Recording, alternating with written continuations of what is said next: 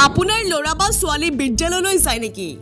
যদি যায় তেন্তে এই ভিডিঅ'টি আপোনাৰ লৰা ছোৱালীৰ বাবে গুৰুত্বপূৰ্ণ হ'ব পাৰে। লতানে চাপৰি জাতীয় বিদ্যালয় বিদ্যালয়খনত গ্ৰীষ্মকালীন বন্ধৰ পূৰ্বে এক বিশেষ কাৰ্যসূচী অনুষ্ঠিত হৈছিল।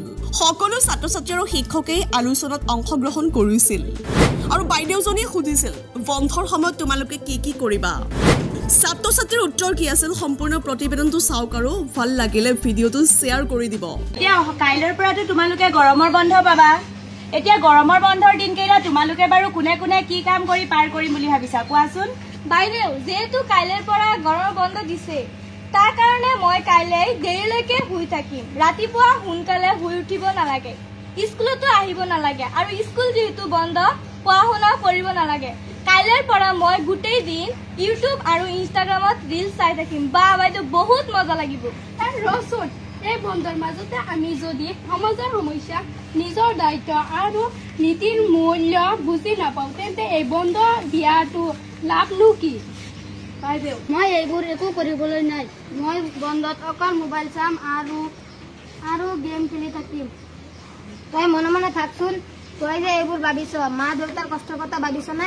কিমান যে কষ্ট কৰে।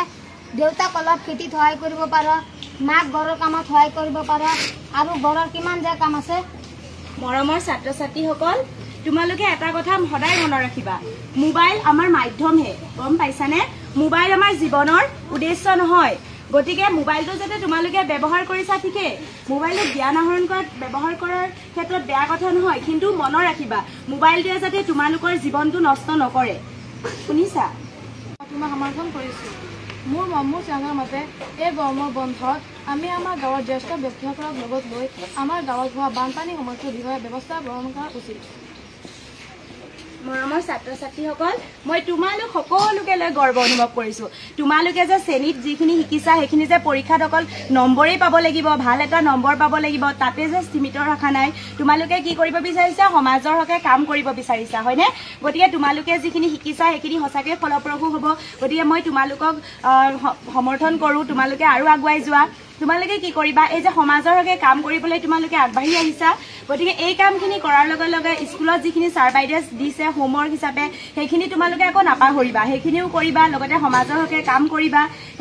মই ভাবোঁ যে তোমালোকৰ এই এদিনৰ সৰু অভিজ্ঞতাই তোমালোকৰ জীৱনটো সলনি কৰিব পাৰে। গতিকে তোমালোকৰ এই অভিজ্ঞতাবোৰে তোমালোকৰ কাৰণে এক বিশেষ দিন হিচাপে থিয় দিব। গতিকে তোমালোকৰ গৰমৰ বন্ধৰ শুভেচ্ছা থাকিল।